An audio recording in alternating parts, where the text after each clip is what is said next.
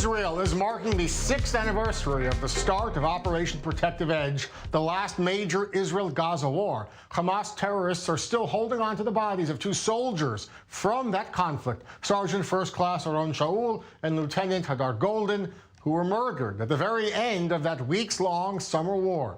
Hamas terrorists killed Hadar Goldin during a cross-border invasion, hours after a UN-brokered ceasefire took effect.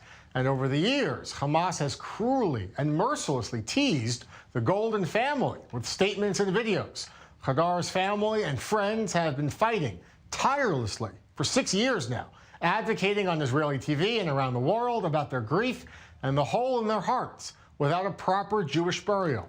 Members of Aron and Hadar's units held a protest demonstration outside the Knesset last night that also involved family members and friends. With me now is Hanani Korni. He is a friend of Hadar Goldin. Thank you so much for being with me. I know that you were there last night at the demonstration. Tell me what's going through your mind right now as Israel remembers 6 years since the start of this war. Hi.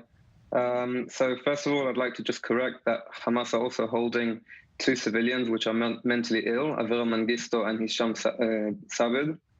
Other than that, yes, we had yesterday a protest outside the Knesset, 6 years after Tzuk Eitan.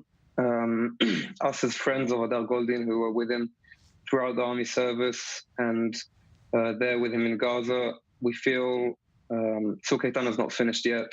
It's been 6 years, and 6 years we've still got a hole in our heart. We feel it's not finished, and we want the boys back.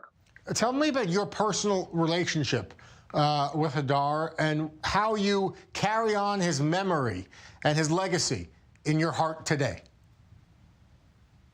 So I was with Hadar Goldin throughout the training and also in officer's course and commander's course. He was actually my best friend on the team, on the Tevet in Palsar Givati. He's from Kfar Saba, I'm from Ranana, so we're close friends. 6 years ago, obviously, he was killed. Since then, as I said previously on my previous interview here, he was defined by a smile. He always had a big smile, a big welcoming smile. And he had this drawing, which I have a stick outside my house, of please enter with a smile. That was a drawing he did, and we've got these stickers outside the house, so anyone who comes in looks at it, and we hope he enters with a smile. Basically, what I try and take from Hadar Goldin is his positiveness and happiness. But this I can only do after his body's back, because currently we're dealing with bringing back bodies and not remembering it in the positive way. Hanani, we know, of course, that Israel is dealing with the coronavirus crisis, the second wave. There are rising cases in the West Bank and in Gaza and around the world. Do you think that the Israeli government is doing enough also to try and bring the boys back while also dealing with this health crisis? Or are they keeping the fight for Hadar in their minds? So I want to believe they do keep the fight for Hadar in their minds. We have a new government which was formed not long ago. We've been meeting with MKs. We've met with the Minister of Defense. He's promised us he's working hard on it.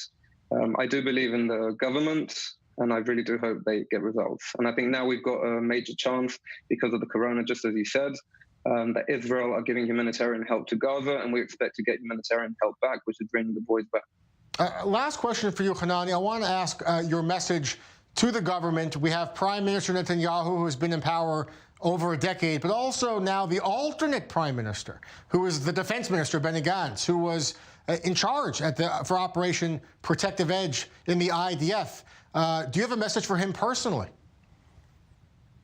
Yes, that's correct. So first of all, I think it's everyone's mission, but specifically the Prime Minister and the Minister of Defense have the power to do something about it. I'm asking them to do as much as they can to bring the boys back. It's their duty, and I hope it happens as soon as possible. Hanani Korni, thank you so much for being with us on Zoom In today. Great to have you, and appreciate your memories of your friend, a man that I know that you miss very much, and continuing the fight to bring him home. Thank you so much.